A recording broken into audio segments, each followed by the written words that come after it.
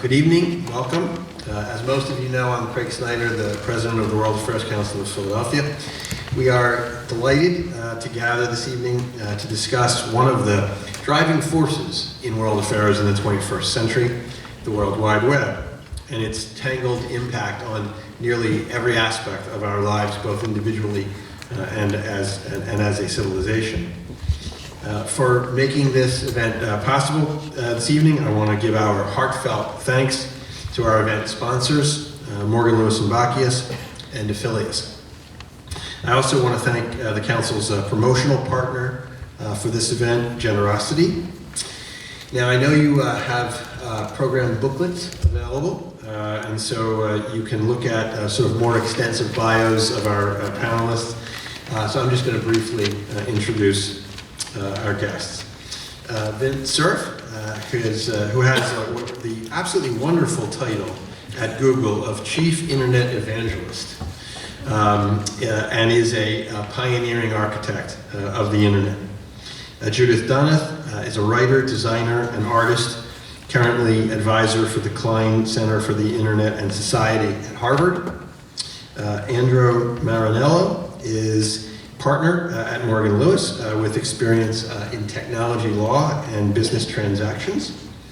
And Ron Mohan is Chief Operating Officer of Affiliates, where the .info registry was created and launched. And Ron also served on the ICANN board from 2008 to 2018. Each of our guests is going to make just a couple minutes of opening remarks. We'll go right down the line. Then we will have a conversation among us about a number of issues, and of course with some questions from you. So Vin, if you would start us off. Okay, well, thank you first of all for inviting me to join you. I've heard a lot about the WAC and World Affairs Council, and I can see that you managed to attract an interesting and eclectic group tonight. The topic is the future of the internet, but I think maybe a few bits of history would be useful. And I feel compelled to mention that my best friend Steve Crocker is over here in the second row. Steve and I met in 1959 in high school. Later worked together on the ARPANET at UCLA along with some other colleagues. And so Steve has had a long history in networking, and I've been lucky to follow the trails that he's blazed. So what you see today is the result of some 50 years of evolution, starting in 1969 with the first nodes of the ARPANET being built and connected. But it evolved fairly rapidly. So by the early 1970s, my colleague Bob Kahn and I were beginning to ask questions about how do we get multiple packet switch networks interconnected. That was the internet problem. Fast forward to 1983, we turned the system on for research and the military. It becomes a system that is expanded by investments by the Department of Energy, by NASA, and by the National Science Foundation. And so by the time we get to the mid to late 1980s, we're starting not only to see multiple networks in the US and in Europe and elsewhere, but we're also starting to see in the late 80s commercialization.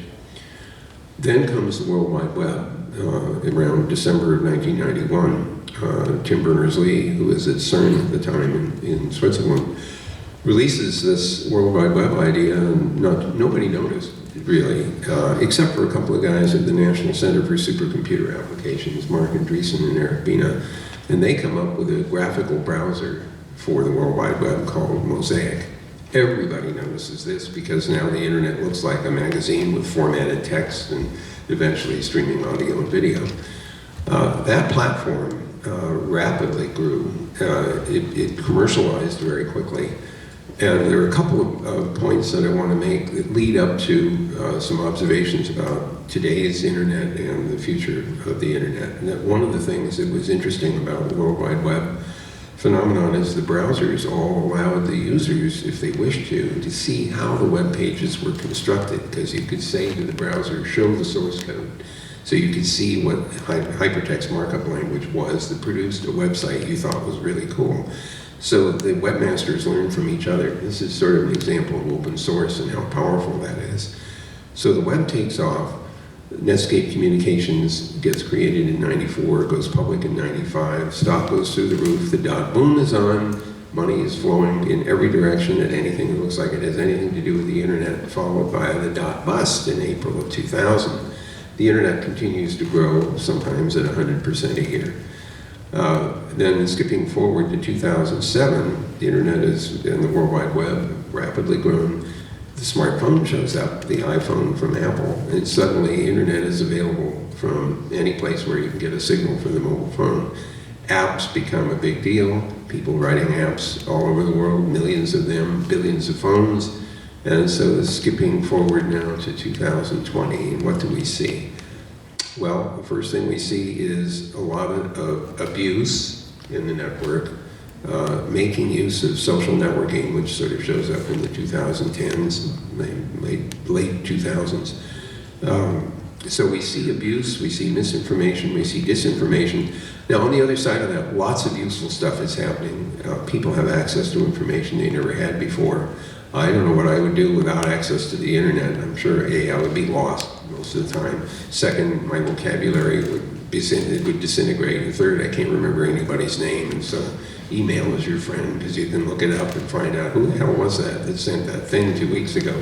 So there's a lot of positive to say about the net, but there's also a lot of difficulty, and people abuse their access to it. And that, I hope, will be part of our conversation tonight, is how do we retain the value of the internet while we cope with some of the abuses that are showing up. So I'll stop there. I'm sorry if I went on too long, but I think that's where I start this evening's discussion. Perfect, thank you. Judith. Thank you. That was fascinating. And I was going to say something else, but I actually really like this kind of history model. So I'm going to take you back over that same history, but from a somewhat different perspective. My background is I do a lot of work with design of interfaces for online socializing. And the perspective I've always been interested in is the internet as a social space. So how do people make sense of each other? How do they communicate? What do they know about each other? What allows them or encourages them to behave well or behave poorly? So let's go back to the pre-web era when people were online mainly through their access from research universities or research labs or something. And the main way people communicated was a set of basically group mailing lists called Usenet. And, but it's also an interesting time because that's the era of real techno-utopianism, where people were looking at the net and thinking this is going to launch a whole new era in our knowledge, in our freedom, in the kind of information people have access to. And part of what we're so used to the net now, we forget, for instance, this is before the web. You couldn't just look things up, but you could join a group of people who were interested in tropical fish or cryptography or motorcycles and talk to them about that. One of the things that was very different was anyone who logged in very identified through their work or their school. There wasn't an anonymous version of it. And you had to kind of interact and have some kind of reputation in these groups to get information. When the web came along, it made it much easier to publish information online, but it changed the culture very radically. So one of the things that happened is it's one of the things that sort of destroyed that Usenet culture, not for obvious reasons, but one reason was, for instance, Google took all the news groups and collected them in one place. So you could look things up. So you didn't have to have the same kind of interest in social interaction with other people in those groups, and the whole kind of social culture fell apart there. I mean, there were other reasons that it stopped working. But just as an example, it's interesting, part of it is, what I'm trying to get at is that we don't always recognize what the effect of a change in the interface is going to be on the type of social culture that we get. Another thing with the web is it turned out, then it became very hard if you were setting something up to get any kind of identifying information, because you could get that there was a packet, but you wouldn't know who it was from. And so if you tried to have like a little web-based chat space, it was hard not to make it anonymous. And so you had a very, very different kind of culture arising. There was also then the rise of commerce online.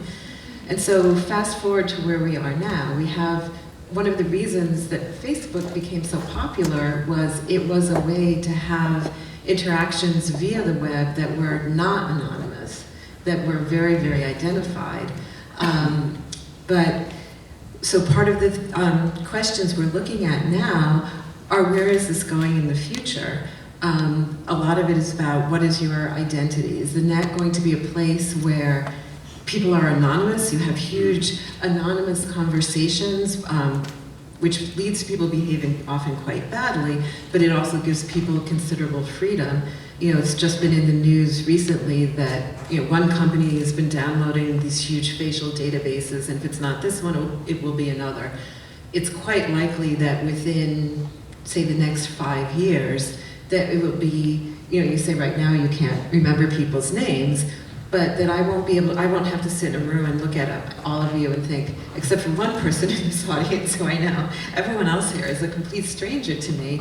It'll be the revival of Google Glass, where you'll be able to see who are these people, what is their history, what do we know about them. We can make a much safer world that way, but it's going to be a radically different one. And so thinking about how much do we want that kind of safety and control versus what kind of risk is valuable and what's just anarchy in the worst sense. So, Thank you. that's my intro. Please. Hi everyone, I'm Andrew Maranello. I'm a corporate partner at Morgan Lewis. And let me just start by saying, you know, Morgan Lewis is very proud to have a long history of support for the World Affairs Council. I was told we've been partners with you for 70 years, although I was also told that there's no one alive that could verify that. So, we've had a long history through both, you know, pro bono representation as well as supporting events like this, and I'm very proud to be a part of it.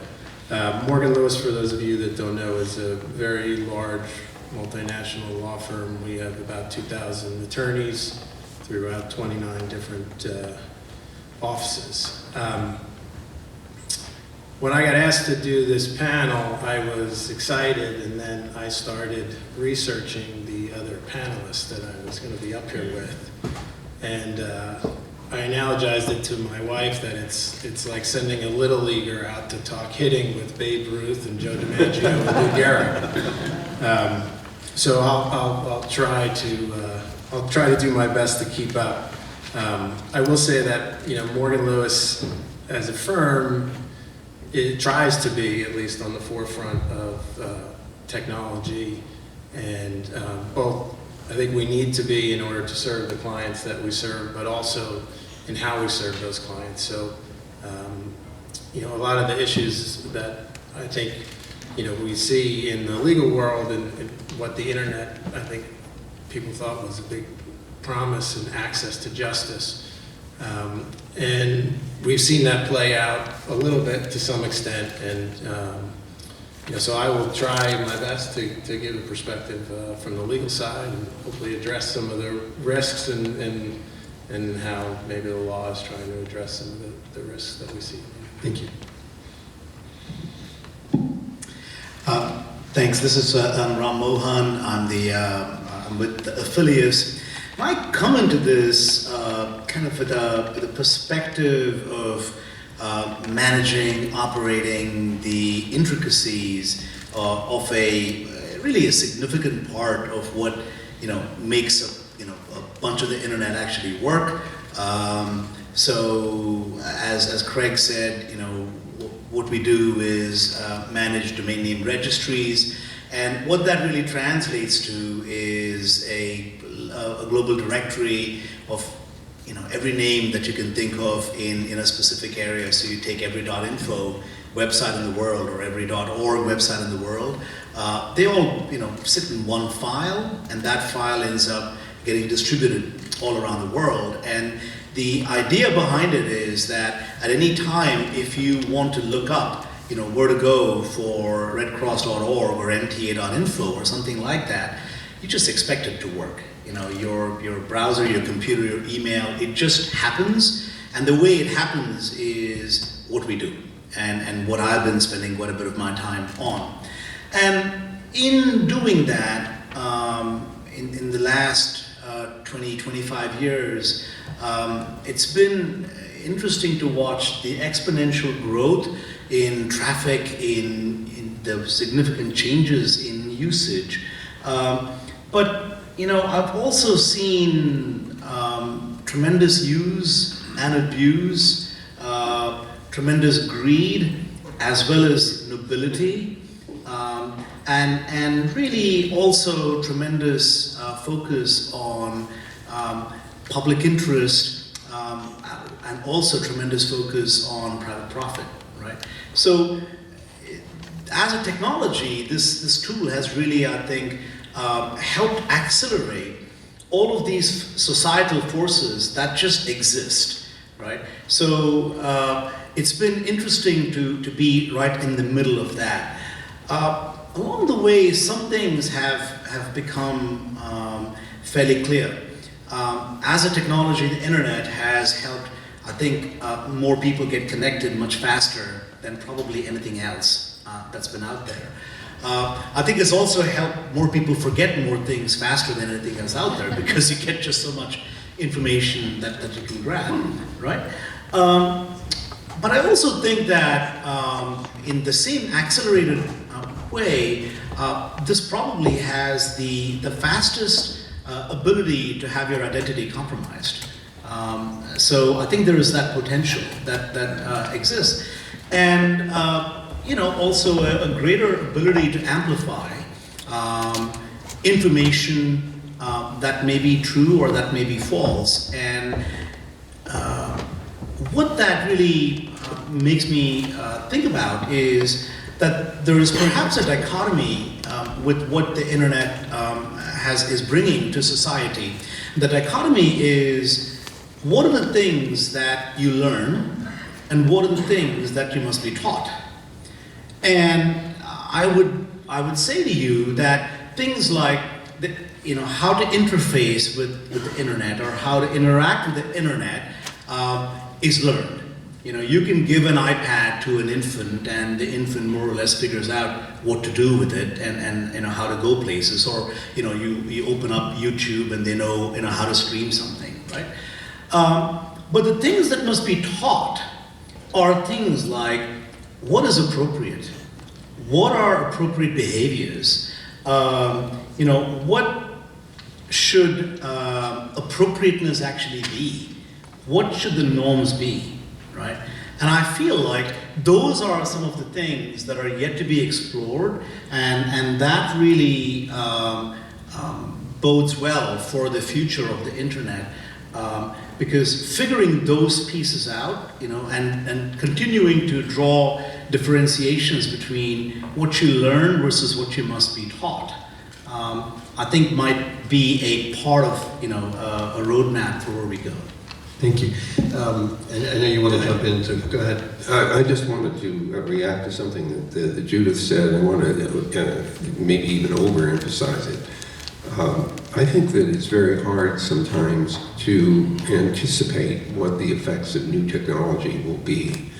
And in my world, which is heavily laced with engineers, technologists, scientists, who are busy inventing new things, I'm beginning to realize with some perspective that we need sociologists and anthropologists and psychologists to help us understand what happens when these technologies become widespread and deeply embedded, and we depend more and more upon them. And so one of the things that I'm becoming increasingly concerned about is the deep dependence that we have on not only the infrastructure of what we classically think of as the internet, but more generally software-bearing devices like the things that you have in your purse or your pocket. And this reliance leaves us at some risk when things don't work, or we have so much depending on mobile working, because all of the apps we use, when they don't work for some reason, have outsized effects. So I'm very concerned that we must be a lot more alert to understanding, to the best of our ability, what happens when these technologies are widely adopted and used. And so, thanks to Judith's point, I hope we invest in those people and those skills as well. So we've just gone through the transition of the decade. It seems to me that the 2010s started with this kind of utopianism that Judith mentioned. People talked incessantly about the benefits of connectivity, how it would accelerate positive changes in the world. And there was a fervor about this concept of the wisdom of the crowd.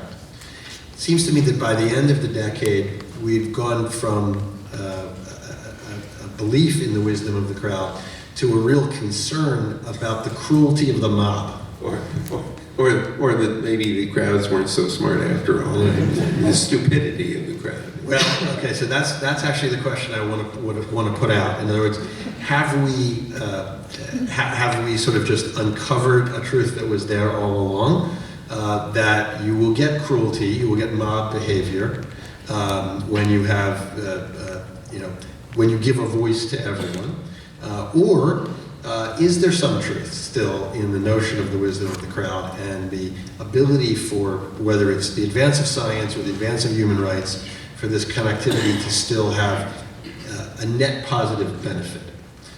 Please, is it okay if I jump in? Please. Two things occur to me. President Obama said something to me a few months ago that resonated.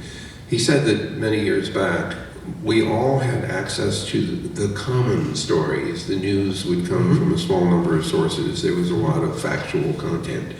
I mean, yes, we can talk about Yellow Press and Hearst and normal, but for the most part, the news sources were widely known.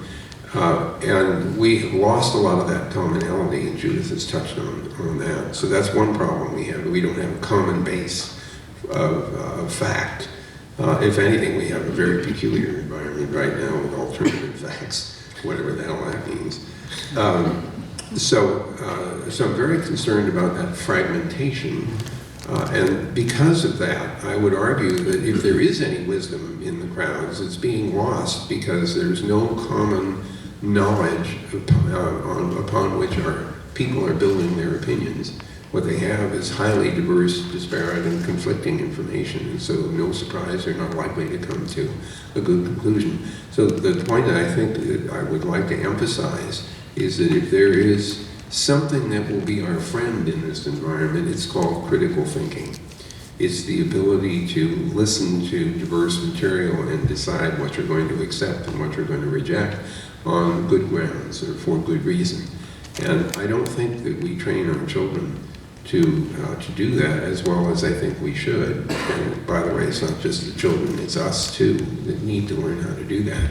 And I've discovered that that's not always well received.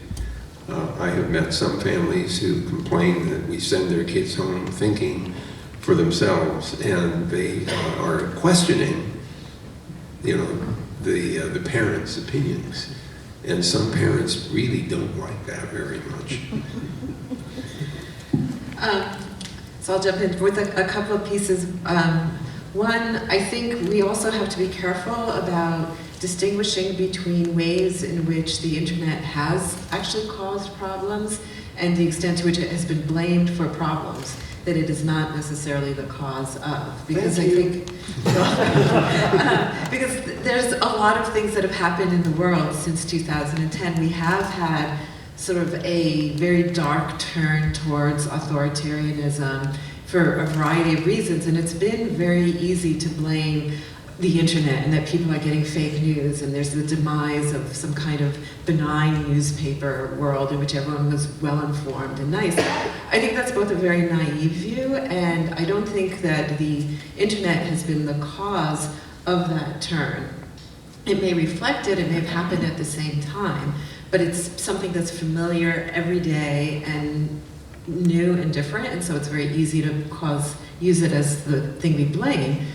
And even that memory of the sort of having like a nicely gatekeepered news, one of the things to keep in mind, I think especially now in the United States, might be, would we be comfortable now with having like one primary news source that was government run, that if all we really were getting was Fox News. It's like when you have a single source, if it's good and responsible, that's great. You probably will be more well informed than if you have a whole sea of things coming in. But you have that danger that is going to be one bad source.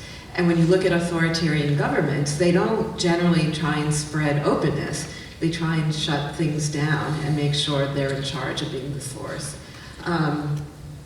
So that was one point. And on the question of education, I think I agree completely that we need that. But there's a deeper question that we need than just teaching critical thinking, which is to help people understand why the truth is important to their own self-interest. And I think that's one of the big problems we're seeing now, is that if you look at, I'm working on a book on honesty and deception. And one of the assumptions, it's from evolution biology, one of the assumptions I went into and biologists had was that people or animals, they want the truth, and it's all about figuring out what's true. And then the more I started looking at what people actually do, it's like, well, that's not really what people go after. Isn't necessarily a rationalist truth. It might be a truth for their group. And if you look at how human groups have formed, if you look at most religions, there's a big set of beliefs that are clearly counterfactual, but believing in them helps you identify strongly with that group. And so it's not a big part of human nature to be out looking for scientific truths. It's much more our way to be looking at truth as it is filtered through a particular culture. And so I think that's partly how we get these like complete sort of varieties of forms of truth, but also why it can be so hard to get people to want to give up a particular set of beliefs. It's because they're not looking for that type of rational scientific truth. They're looking for the truth that defines who they are in the world. And that's part of the issue around critical thinking, is understanding, at least for certain things, if you're going to make decisions, you need to be able to look at what's real. Just finish quickly with an interesting example about that.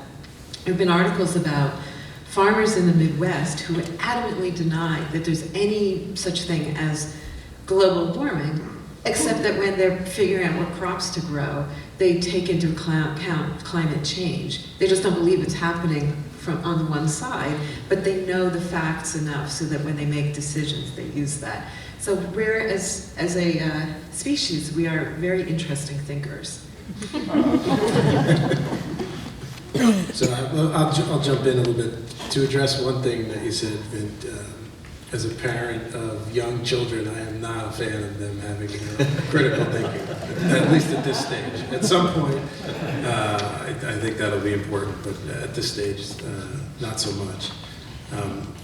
I think, just on the topic of where we get our information and sort of the information bubbles that the internet has created in a lot of ways, or at least maybe not created, but fostered. I think one of the results of that is it's made discourse between, whether it's political discourse among groups or even just groups with different competing ideas. It's made it really difficult for folks to have a rational, reasoned argument, because you're getting fed one point of view. And I was thinking about this in preparation for this. Is the solution to that is not quite self-evident to me. I know that there's been a lot in the news about Facebook starting to police itself, and Twitter as well. And while I think that's probably a good thing in the short term, I'm not so sure long term.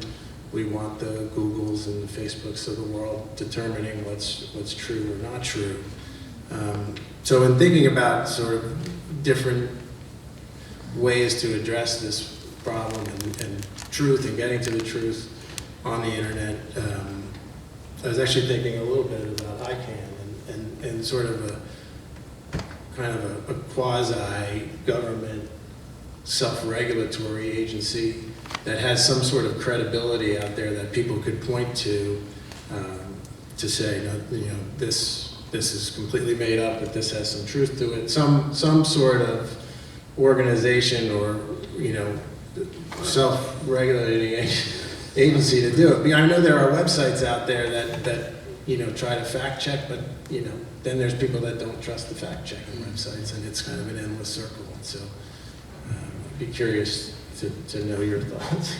I guess it's interesting, you know, throughout history, technology and technological advances have, you know, always brought new security challenges, right? I mean, technology tends to get weaponized, and that has been the case for a long time. And you know, we may have a little bit of the Red Queen effect going on here, you know, from Lewis Carroll, right? You change the base system. There is a technological advance that comes up, and everybody who's affected by it inevitably have to react to it, and you end up wanting to weaponize it because that's how you get the advantage, right? So I look at, you know, can you blame these events that are happening on the technology, on social media, or on the internet? And I'd say it feels to me that it's almost a normal societal response to any new technology. It's a biological thing when there's a new technology that comes up. One thing that I think is striking, though, at least my observation, is that, you know, if you look at 30 years or so ago, it seemed to me that a great deal of the flow of innovation, or what was the impetus of it, it seemed to me that it was driven from the military, or from, you know, government-funded or military applications that ended up driving a lot of change and innovation that has affected humanity often in positive ways. You know, the internet itself is a piece of that, but you look at the GPS, or you look at lots of other things like that.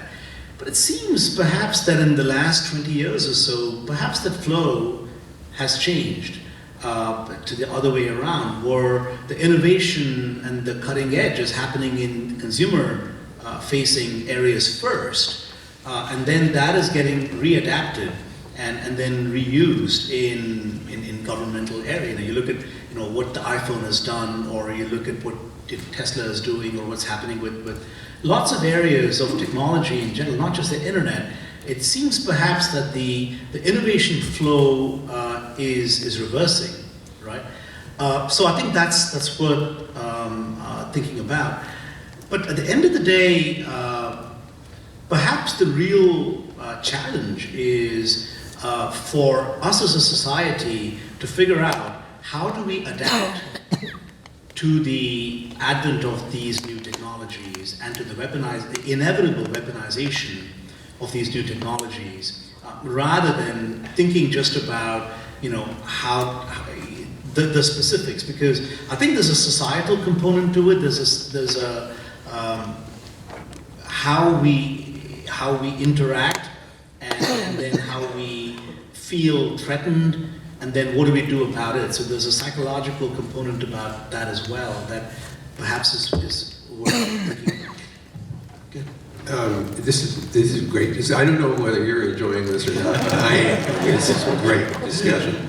So just flywheeling off of what Ron was saying, you've seen comments about, you know, our lives are driven by algorithms and things like that, and then to some extent that's certainly true. Think of internet and the World Wide Web, which is a layer above the basic internet system, as enabling technologies. They are extremely enabling. They are extremely flexible. They are very willing to absorb and to support applications of varying kinds. And the whole system is very open to that by design.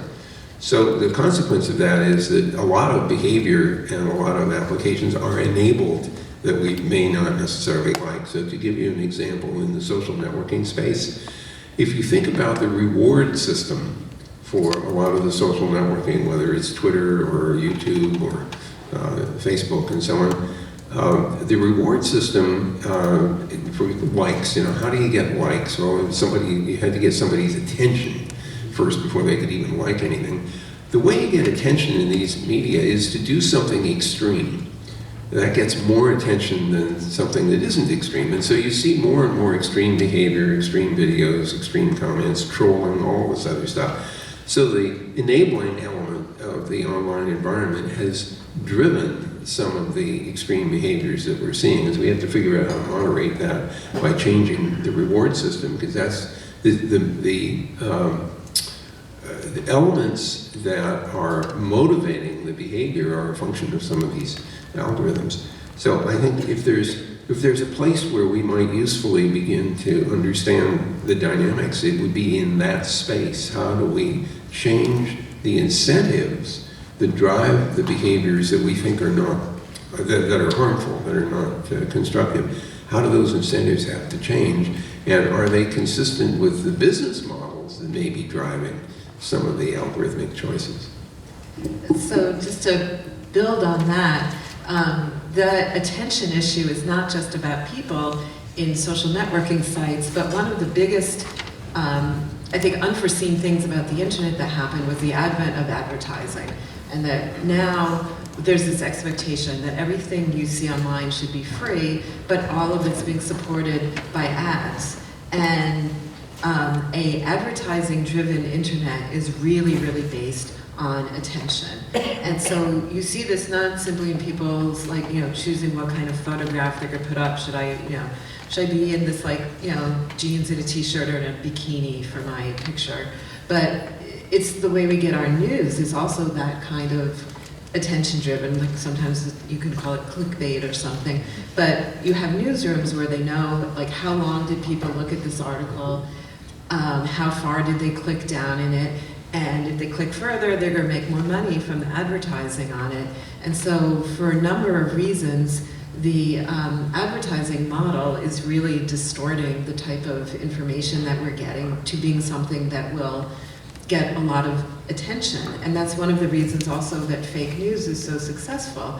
Because it turns out a lot of real news is relatively pedestrian. But if you're just making things up off the top of your head, you can make much more exciting stories. And that's been true since the beginning of advertising in newspapers. In the 19th century, there were newspapers that realized we can sell ads and we don't have to tell anything true.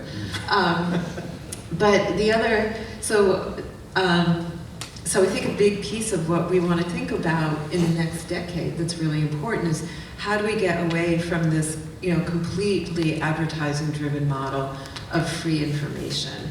And, people do pay for things in the world. In fact, there's the whole question of, like, luxury goods where people like things more because they paid more for them.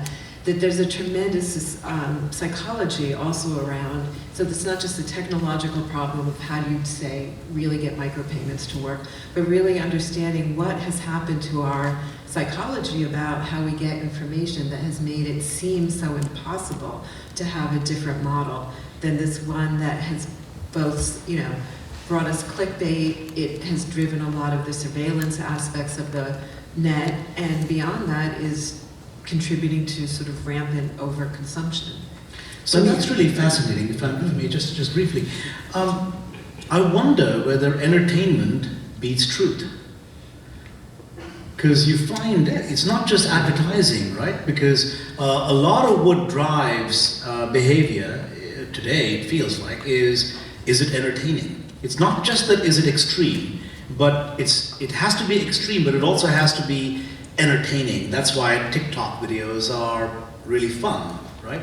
They short and brief and entertaining, right? So earlier on, we were speaking about teaching critical thinking and trying to help children or help the next generation learn about how to be critical thinkers. But if that is competing against entertainment, then why do we think that entertainment would not win? You look at video games and you look at how those games have moved now. They're about entertainment, right? But there are behaviors that get embedded in there and incentives that get embedded in there that perhaps might help move from just solely entertainment driving us to perhaps adding some piece of critical thinking as well. So I can't resist just mentioning, because we're here in Philadelphia, in the 18th century, when the printing press came to North America, there were little towns everywhere with people who printed newspapers. The problem is that they didn't have access to very much information, so they made a bunch of stuff up. And so a lot of the 18th century news was not, it was fake news, so there's nothing new under the sun. This phenomenon has been around for a while, and repeated as I couldn't resist that little historical observation. Yeah, I think the effects of it, though, are probably Yes. more widespread today than they were back then, just given, how rapidly information disseminates. The speed is really interesting. I want to come back to your point, Judith, about whether or not it's sort of coincidental that we had the rise of the internet and the smartphone at the same time that we've had a rise of populist and sort of illiberal politics, right? Or whether or not maybe there is some argument for cause and effect. We've talked about a tendency of the internet to promote extreme, expressions of sort of extreme views. We've talked about fragmentation of news sources that prevent people from collecting the truth. And those things, there's also just sort of the pace of change and the economic insecurity that has made a lot of people feel. And maybe that economic insecurity is also being registered in populist and illiberal politics. So I guess I kind of want to poll everybody, right? Is the rise of this sort of politics a product of the internet, or just a coincidence? I just want to answer quickly because I think there's a way to tie it in with what we were saying about news. Because getting back, and you'll see how this fits in. No problem. There's not like a really strong line between news and entertainment. I mean, you might have to put that in a magazine, but you can have entertaining news. But the important piece is, I think, to distinguish between things you read, and you can have real world news that's completely factual people look at for entertainment. And I think one of the things that makes people pay attention, sort of like those farmers who believe in global warming when they have to pick the seeds, is what is the news that you're actually using to make decisions that matter to you? And so there, one of the things we're seeing is that at a time when almost all news is local, almost all news is something that you actually care about whether it's true. So if you're living in a little village and you're getting news about what's going on with your friends and your neighbors and your family, you want to know what's true, you want to know what's happening there, you want to know what's happening in your environment because you're doing something with it. As we move into a world where more and more of our news is about events at a national or a global scale, for most people it is purely entertainment. There's nothing they can do to affect any of this. They're interested in it, it's almost in a much more theatrical way. And so the lesson that, oh, well, if you believe things that aren't true, you make bad decisions, doesn't really come back to haunt them because it doesn't really affect their decision making. And so that's where a lot of that space is. It's not that it's entertaining, it only matters to them. It's to people as entertainment. I say them, I should say just us, because very few of us have that kind of global import that what happens on the world stage matters to us. And so it ties in with what you were asking, though, is that I think a lot of what we have been seeing has been reactions to people having a huge amount of discomfort at the scale at which they're living. That, we're now in a world where it seems like you're demanding a return to localness when you want something at the scale of a nation, as opposed to like all of Europe or all of the globe. And I think a lot of what we're seeing, that the internet has made the world much more open and in some ways smaller, but for people's immediate experience, it's bigger because they're reaching out to it. I think there is a tremendous fear of losing that kind of local grounding. And so I think the internet has played a part in it, and certainly played a part in people's awareness of it, but I don't think it's the primary cause of it. So I feel compelled to jump on this one because there's some real essence to it. One problem that we have is that when we have global information coming, it's not easy to find ground truth. because you're not there. But the counter on that one is, look at all the mobile phones and the videos and what have you that people who are there can report on. So now we have this, this sort of a conflict in a way. We get data that we can't exactly verify, and yet, maybe we can believe somebody who says, I was there, and here's my mobile. Now we'll get worried about deep fakes and things that are misrepresentations on purpose, which leads me to one other small point that has come up several times today, and that is that misinformation and disinformation can be made more believable by the addition of small amounts of truth. It's almost like medicine with a little bit of sugar. It makes it easier. What was that song about? A spoonful of sugar makes the medicine go down. So small amounts of real truth that you recognize as true can allow you, unfortunately, to accept a whole bunch of other untruths because you recognize this one piece, so maybe the rest of it is right. If you've ever read a newspaper article about which you know something, you find all kinds of mistakes. But since we don't know about all the stuff that gets written, we read the other articles and we believe them because we don't have any reason not to, except maybe it's wrong. So we have a very peculiar washing machine full of mixes of information that we can't necessarily verify. And to make it worse, it's coming up on a global scale and feels local. And so people feel threatened about things that have happened thousands of miles away, but it feels that they're like they happened in your backyard because they're getting reported to you as if they were. That's really fascinating because not even on a global scale, but even on a local scale, in my neighborhood, in just the last few years, there's been a few social media platforms that allow for neighbors to get together and speak about things to each other. Neighbor news or neighbor watch or something. Things like that. And what's fascinating to see, my own reaction or my wife's reaction when there is somebody from 7 blocks away reports a burglary, right? The alarm goes, on in our house half an hour earlier before we go to bed because there was a burglary 7 blocks away. It's not an imminent threat, but it perhaps feels like it might happen to you. And it doesn't have to be global.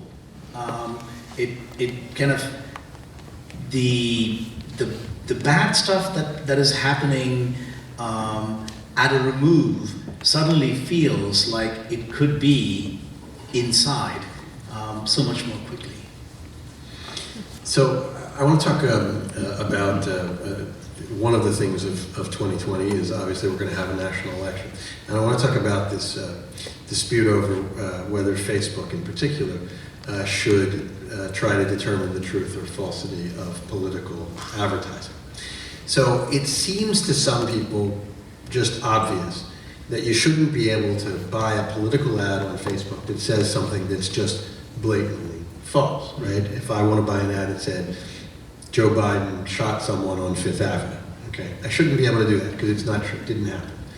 But we all know that when you go away from such an extreme example, that it becomes really, really hard sometimes to know what the truth is and what would be acceptable, and then to say, well, we ought to empower this private company to decide what's true and what's false and what people can advocate for, essentially, or not.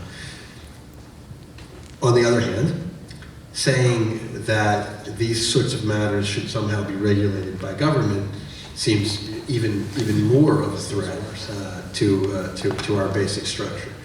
So the question is there any way, other than the critical thinking of the individual user, for us to keep the political dialogue at least not completely false, right? Not, in other words, not just to have the dialogue go beyond the kind of advocacy that is supposed to be part of politics and into lies. Is there any way that any of you have? Three points then. The first one is that trust is clearly eroding in all dimensions, institutions, factual information, what sources can we turn to that we trust. The consequence of that is that people will turn to sources that they feel are, and I use that word in purpose, feel are authoritative. They may not really be authoritative, but they feel that way to you. There's a book by a man named Jonathan Haidt called The Righteous Mind, which tries to lay out how people evolve senses of trust in sources of information, even if they aren't necessarily true, but they're comfortable, and you touched on that earlier, Judith. Sort of almost a tribal-like thing. So we have this really serious problem at this point that people get comfortable with things even if they're not necessarily true. And then you run into this problem. I consider myself to be a scientist of sorts, more an engineer than a scientist, but here's the problem. The scientific method has the following property. You build a model, an equation, or a theory of how things work. And then you design experiments to figure out whether you can predict what the results will be. And then you carry out the experiments, and if the experiments match the predictions, then you get confidence in your theory. But if, on the other hand, one day you do an experiment that's more precise and everything, and your theory does not predict the results, a good scientist will say, well, I have to redo the theory because I'm wrong. Now, I want to give you a scenario that I'll pick on Judith. And Judith is a scientist, and I've come to her and I said, Judith, what should I do? Here's my problem. And she says, well, based on what I know right now, you should do X. And so I thank her very much, and I go off and I do X. And then 10 years later, this problem still is around, and so I come back to Judith, who's been studying the problem for the last 10 years, and I say, Judith, what should I do? And she says, well, based on the last 10 years of experience, I think you should do Y. Now, there are two different reactions to this. One person, I'd like to say it would be me, would say, thank you so much, Judith, for telling me the results of your latest work, and now I'll go off and do Y. There are other people, and I hope it's not me, who will say, so you lied to me when you told me to do X 10 years ago, so I don't believe Y either because you lied. And the problem is the scientific method is all about successive approximation to reality. But not everyone is comfortable with that, especially somebody who has fallen into a trap of believing something that isn't true. And you try to tell them that, and now they would have to admit they were wrong before they can accept the facts. And most people don't like that very much, so they double down on the falsehood instead and reject whatever you have to say. So I'm not actually a scientist, but I think in terms of Facebook and political ads, I would not like to see Facebook or Google or any other corporation being our arbiter of truth. I don't think it's their expertise. I think, again, there's some edge cases. So I think that's a poor idea, but I think there is a real problem there. There's some simple things that I think would be very useful for them to do. For instance, I think there should be, all political ads need to be visible by anybody, because I think one of the things we want to avoid is the ability of politicians to take very extreme views, and this is something that a platform like Facebook enables that TV didn't, and target particular messages to particular groups, but only those people get to see this. So you can have like your little race baiting thing there and then be all very well behaved over here. So that everything they do, any kind of political ad has to be openly public on the platform. It's not going to solve all our problems, but it will at least prevent making some of them worse. But I also think that it's not only that they are not necessarily, even if they could arbitrate between what's true, again, I think for a lot of people, they would simply reject it. I think having that type of arbitration from something that you didn't choose as your authority will make people resentful and angry and more likely to believe the opposite. So I think it would be very counterproductive to do that.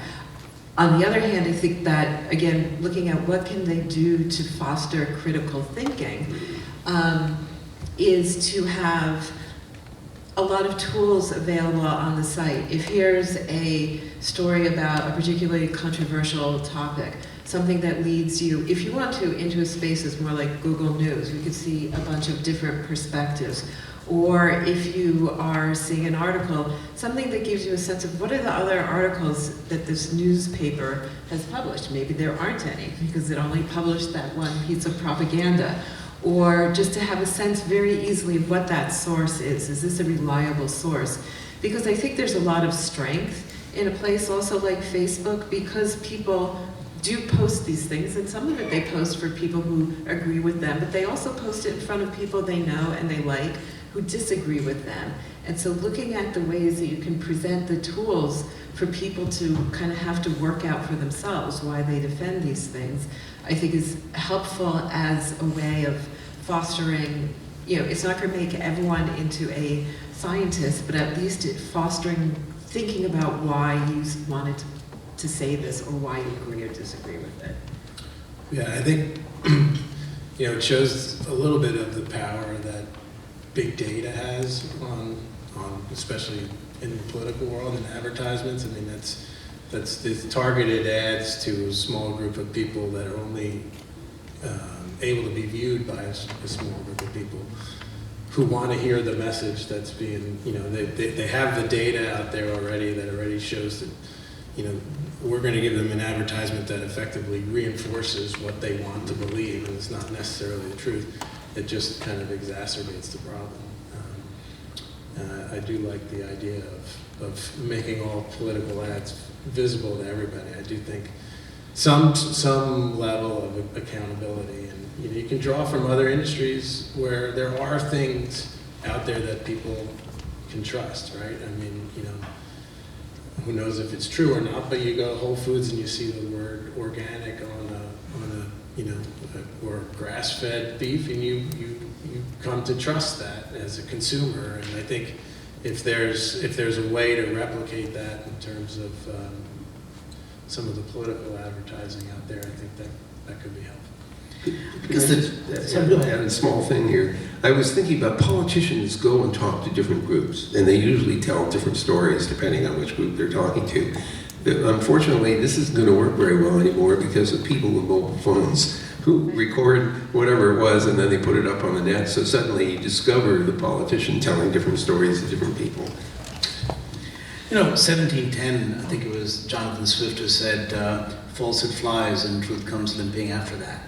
And that was 1700s, right? So disinformation, political lying is not a new thing, but the speed, velocity, amplification factor is far greater now.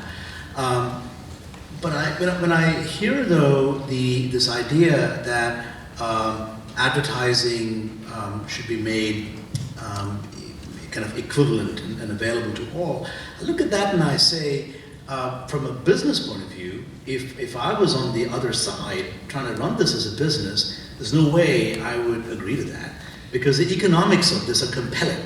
The micro-targeting, I mean, the ability to charge 5 times as much for the micro-target versus the 1/5 for a shotgun message to the masses. I think the economics drive, because that leads to real results, right? You micro-target, you can create that. If there is a pre-existing bias, you can amplify that.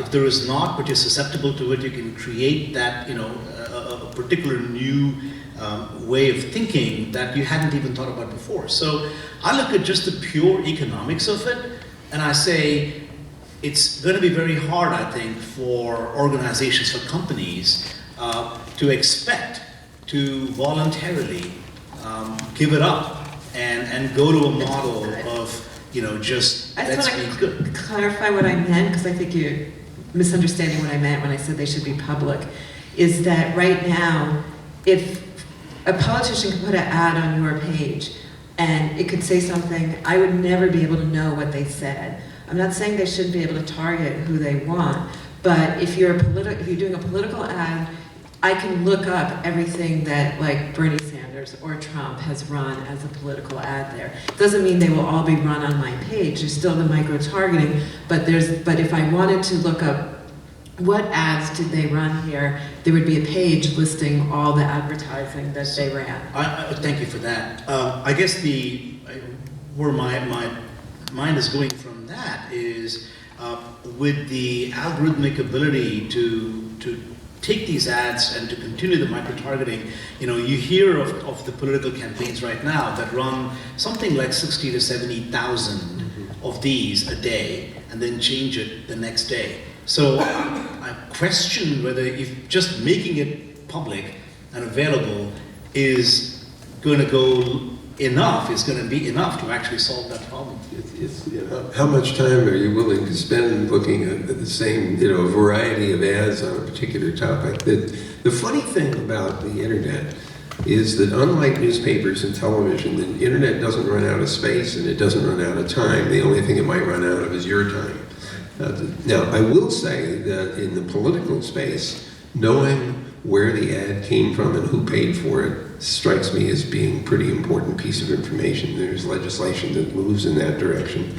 I think the other thing which might actually be useful is to be able to ask of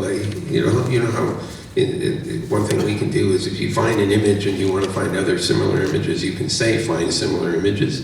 You might find it useful to be able to find similar information or information on a particular topic in order to get a variety of views. That might be useful, especially in the political domain, even though you're saying people wouldn't bother to take the time to do that. I don't know the answer to that. I guess the way I'm looking at it is you would probably need algorithms that can go look at it just because it's on a pure scale point of view. If you have campaigns that run tens of thousands of ads a day, across multiple geographies, it's hard for just humans to do that. I think you need the algorithmic power to it. But teaching folks on how to build systems that can analyze, these kinds of different ads, and then understanding where the truth or relative, truthiness of it might be. That's an important skill that I think ought to be taught. It's not something that can be learned. It's not something that comes intuitively, but I think that's one of those skills that ought to be taught. Do you suppose that we could figure out algorithms that would let you take a piece of text that makes whatever assertion and ask for a counterfactual response? I don't know if it's machine learning, but I wonder if you could devise systems that would work that way. It's an interesting idea. How much should I believe this or not? Right. And if I should, why? And if not, why? So, Ram, you raised something that I think goes to maybe the heart of our discussion, which is the economic incentives. Maybe very different than what is sort of socially useful, right? Which then there's at least one presidential candidate who's been saying that overtly. That's Senator Warren, who's saying the economic incentives in particularly in the social media companies are producing bad social effects. Government has to step in. So I want to start with you and come back the other way and ask you, what, if any, additional legislation, government policies should be in place to try to ameliorate what we've acknowledged here are negative social effects of the internet? So I come into this with a somewhat healthy skepticism of regulation being the solution. But when industry is unable to, or unwilling to, more than unable to, unwilling to face up to hard facts and hard truths and do something about it, where economic incentives are far greater than that, then perhaps the answer, I would start first with dialogue before I go straight to the threat of I'm going to regulate you, right? Because I'm not sure that the regulators have nearly as much clue, shall we say, about the topic they're looking to regulate than those who are actually in it, doing it every day. Well, so as an attorney, I love regulations. that usually means more work for us because somebody's got to interpret them and exploit them. But I agree. you watch some of the hearings at the Senate on some of these issues, and you see the picture of the senators listening to the executives at Facebook or what have you explaining some of the issues, and there's just blank stares, and you wonder how are these people equipped to solve the problems through regulation. And but I do think that I agree with you. When the industry is unwilling to self-regulate itself, and I don't know that other than, I mean, they're in business. Their goal is, for the most part, to build stockholder value. That they need to have that incentive. And we were touching on this earlier about whether or not that should be the corporation's sole goal is stockholder value. But currently that's pretty much it. So to expect them to self-regulate and act outside of their own economic interest, I think, is asking too much of these companies. Well, it seems that maybe that's one of the themes for the next decade, because already, was it Blackstone, where they're saying they want to invest in much more socially responsible ways of funding companies. It's not actually a law of nature that companies, are there for stockholder value, and it's been rather destructive in many ways. So that may be a change that we see in the coming decade. I've already spoken about my concerns about advertising as the piece that's driving a lot of our content online, and it's certainly been quite destructive in places like social network sites and the type of things that are designed there. So I think I would really not like to see the government in the role of putting in regulations, but I do think what the government should be doing is funding a lot of education, and it should be funding a lot of work in the design of alternative economics for these sites. So for instance, there have been attempts at designing a non-commercial version of Facebook. They haven't been particularly good, but the government could be funding a lot of research in things like interface design, in the work to figure out how to get micropayments to work and things like that. And it's a cognitive science problem, it's a technical problem, so I think those areas are important.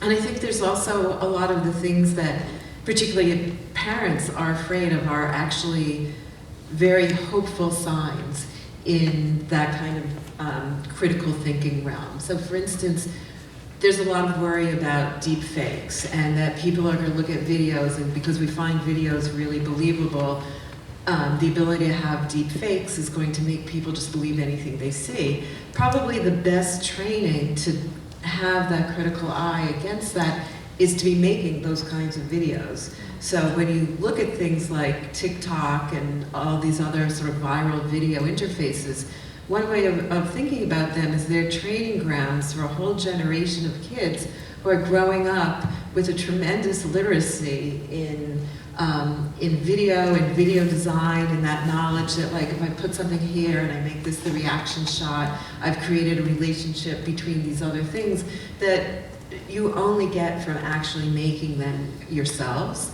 So I think a lot of this training isn't necessarily, it doesn't necessarily need to be taught in like a formal school setting, so much as really understanding the places where that learning takes place. But the generation that is making all those videos is, I think, going to be a lot less vulnerable to looking at video and thinking something is real just because I saw these scenes spliced together. So I'm going to try an idea on you. Business models are clearly an issue here. I can feel comfortably saying that Google doesn't necessarily want to be responsible for deciding what's true and what isn't. But if you look at the evolution of our algorithms, the earliest page ranking algorithms they were very clever, but they were pretty simple. The more things that pointed to that web page, the higher it was in the rank. It was called the PageRank algorithm. Well, we've gotten a lot more sophisticated. There are about 200 or 300 indicators that add up to how do you rank order the results from a search. But it turns out that our whole thing is still driven by advertising revenue and getting ads in front of people who we think will be interested and click on it. That's why a different business model is important to have in the mix, and that one includes things like public corporation, or the Public Broadcasting Service, National Public Radio, Corporation for Public Broadcasting. That is not a business model that's driven by advertising revenues and attracting attention. It's paid for by either contributions or the government, or a combination of those. And isn't it interesting that a responsible society and a responsible government decides it will underwrite the cost of that information precisely because it's not driven by a commercial incentive? And so whatever the answer is to this question, I believe part of it is exactly that. The government is trying to protect its citizens by providing alternate sources of information, some of which are not driven by a purely profit-oriented regime. And it could very well be that we should be really careful not to allow that particular part of our information universe to go away. And there have been attempts to kill that. That's a big mistake, because that might be the only way we get this alternative and perhaps more trustable source of information in front of people. So I want to open up for questions from the audience. Jack. My question is for anyone who is a budding entrepreneur who wants to build a business. Where are the opportunities to make money in the internet these days? And for counsel, how do you protect that in this age of where stealing seems to be rampant, easy, and the way to go? Sure, so I'll start. I mean, I think one of the things that I'm seeing in speaking with my clients who are entrepreneurs, we have, a lot of them, is, they look for inefficiencies. And, that's where I think you're seeing a lot of funding come in these days, is to people who have ideas about how to figure out some sort of inefficiency. Legal tech is probably a great business to get into these days, because I think there's a lot of opportunity to help lawyers operate more efficiently. So that's one thing. I think, and how do you protect it? Look, I think it starts, early on with having, when you're starting a company, is, to go into it with the framework that, what you're building needs to be protected. So that starts with, protecting your intellectual property, building the security into your systems to ward off people coming in to steal it, and making that a focus from the start. And one of the things that we see a lot of companies struggling with is in the area of privacy, and there's these you get the GDPR and the new California CCPA, and their regulation that has great. It aims to protect something that's, I think, very valuable, which is our privacy. But at the same time, it makes it really difficult for startup companies to spend the time and the money that it takes to comply with these laws. So it's, on one hand, it's solving a big issue that's out there and how to protect our privacy, and on the other hand, it's making it more difficult for a lot of these emerging businesses to keep up. One of the interesting things is I think we're in an era where, in terms of protection, you have to be thinking not about just protecting your intellectual property, but you also have to be thinking about protecting your data exhaust. And not only the data you collect, but the data that gets along the way, that you pick up along the way, and who else has access to it. Those are kind of, to some extent, new facets that folks didn't think about. You look at the company that I run, there's a lot of data that comes along the way. Somebody goes and looks up a domain name, a website, and there are small pieces of information that come all along the way And you can trace it back. You can figure out, if you want to go from here to google.com, you can figure out what paths are being taken, right? You could call that data exhaust. Do you protect it? Do you hold on to it? I think that's one thing to think about. In terms of opportunities, all of the areas where individuals are at risk or society can collaborate much further, with the technology that amplifies and that speeds up things, I think there's tremendous opportunities there. Well, I have a couple of thoughts, if I could respond to this question. 4 things: safety, security, privacy, and reliability.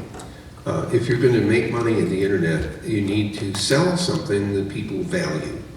And I will argue that those 4 things are hard to come by in a number of different dimensions. The Internet of Things, which hasn't come up in this conversation, is billions of devices with software in them that doesn't necessarily work the way it's supposed to, potentially erodes your privacy. Look at what was the Ring thing with the television cameras that were being accessed by a variety of people, or the webcams that were used to build botnets that drove the Dyn Corporation over the cliff.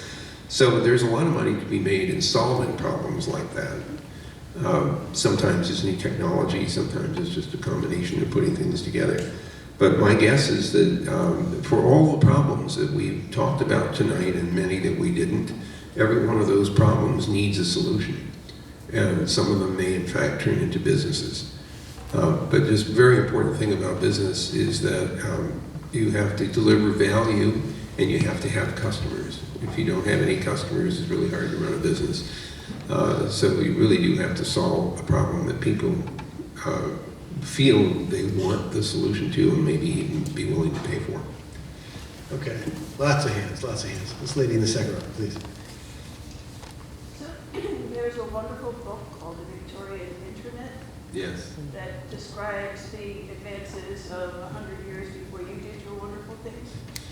And one of the themes in that is the new technology comes in, it creates an environment, it solves some problems, but new ideas and new technologies come, and the investment in what's there holds back the next step.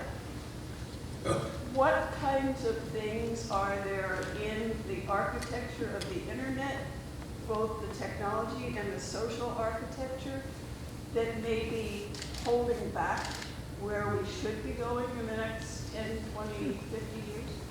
So I have 2 answers to that. But by the way, Tom Standage wrote The Victorian Internet. It's an absolutely wonderful book. If you read the press releases of about the telegraph, and you replace telegraph with internet, it looks exactly like the 1995 to 2000. So the internet's design, its architecture is extremely open. It is welcoming of new ideas, which is why you're seeing a cornucopia of applications.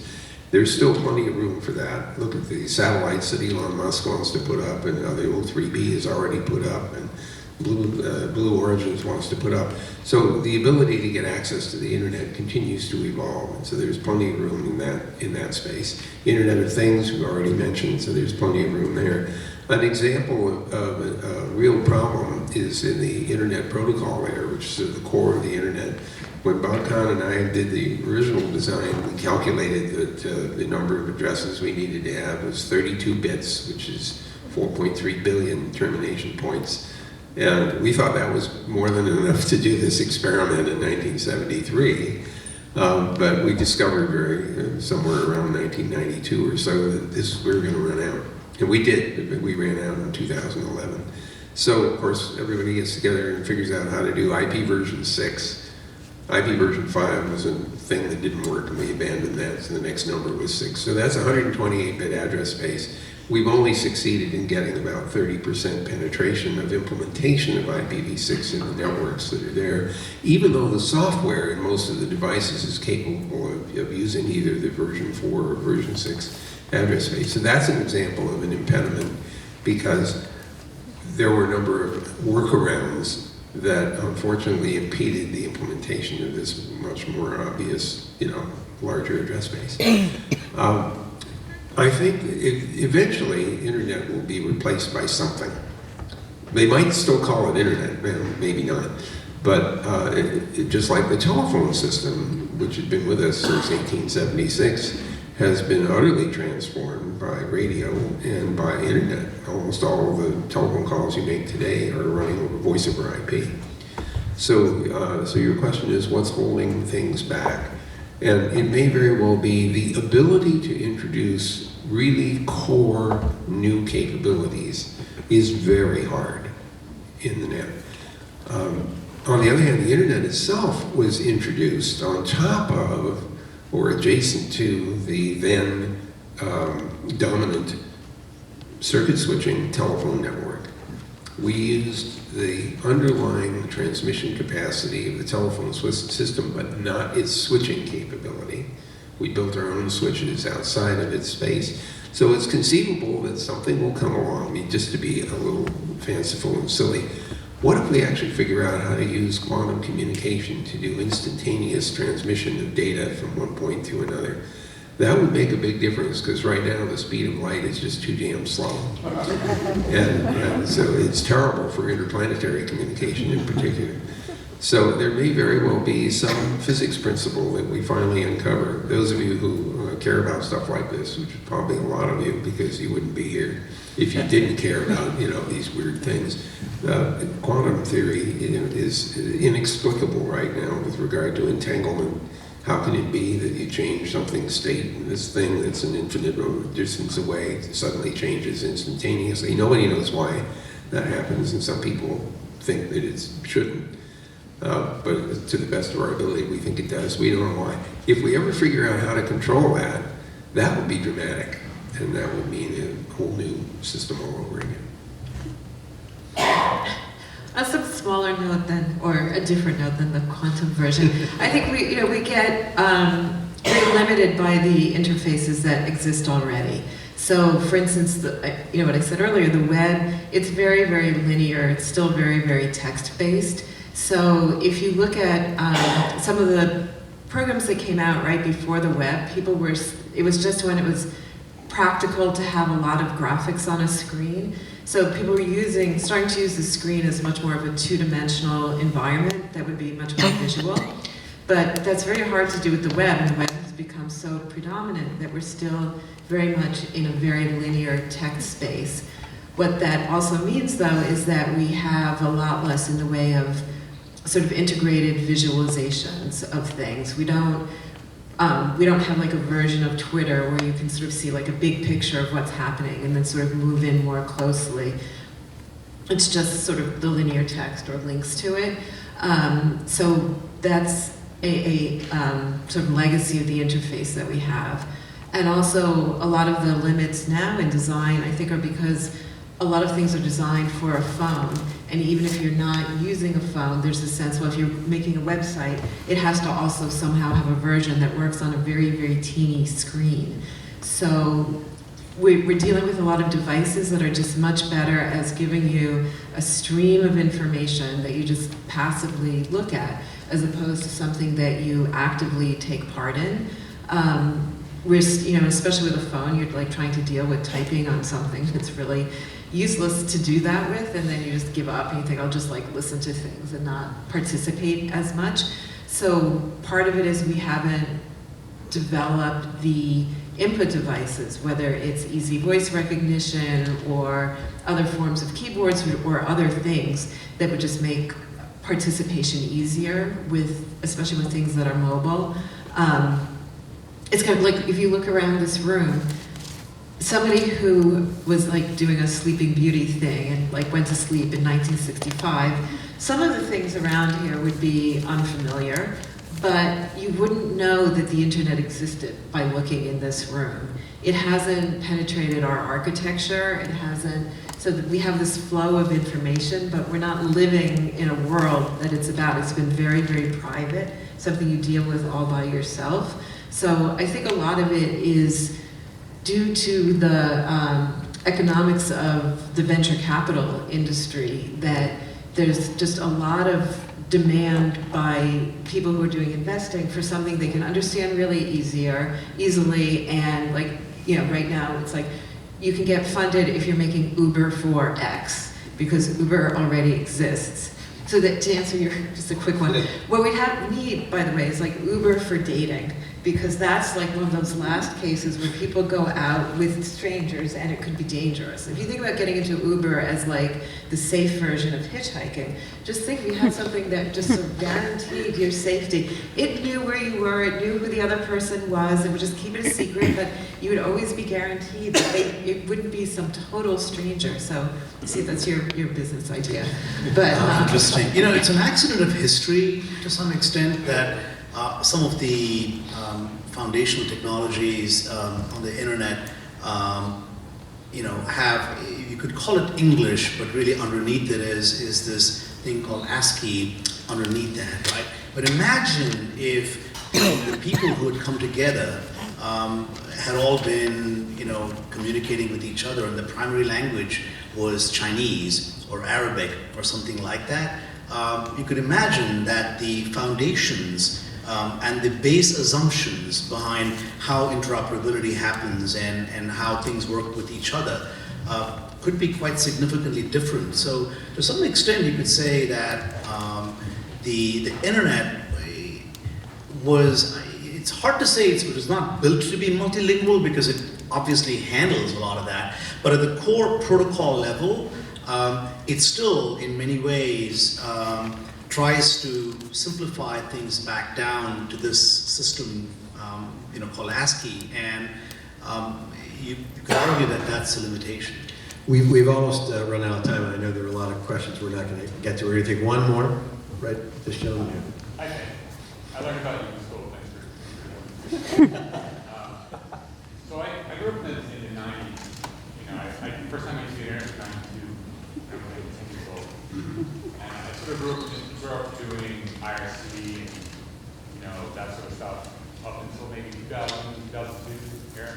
And it seems like we've come out of this era where the internet was more free at that period. And for a lot of us, a lot of people in my cohort, in my ilk, are sort of disappointed by the profit motives that sort of affected everything. And do you think it's a good idea that that's happened? Do you think it's good that that's happened, or am I mistaken? I kind of hope that in my lifetime things will sort of go back to the way they were, or am I being too nostalgic for a time? Okay, I want to make sure I'm not sure I got everything that you said. No, can you just... Yeah, essentially. You wanted things to go back to the way they were, but were when? Be pre-internet or in the early internet days? Early internet. So this is the optimist, the period when we were optimistic about the internet and its positive gains.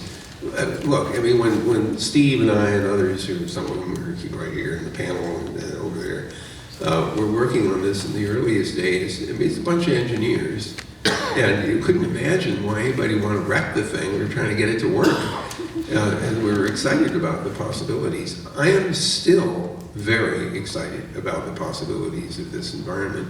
What has happened, though, is that we've learned lessons about how this enabling technology can be abused. And so it's teaching us something about the social impacts, the economic impacts of this kind of technology and its spread. And it's teaching us that we have to learn how to cope with those things if we want to preserve the value and enhance the value. So in a very funny way, I don't want to go back to what was a naive understanding. Very, very naive, yeah. And what I want, honestly, is a deeper understanding of what is needed to defend against the harmful activities and to enhance the ones that are constructive and valuable. Because if we can figure out how to do that, then we will have the possibility of opening up even more value in this environment. But we have to have this depth of understanding that we absolutely did not have 50 years ago. And it's probably a good thing that we didn't, because if you were confronted with the set of issues that we're faced with today, it's possible we would have thrown up our hands and said, this is impossible.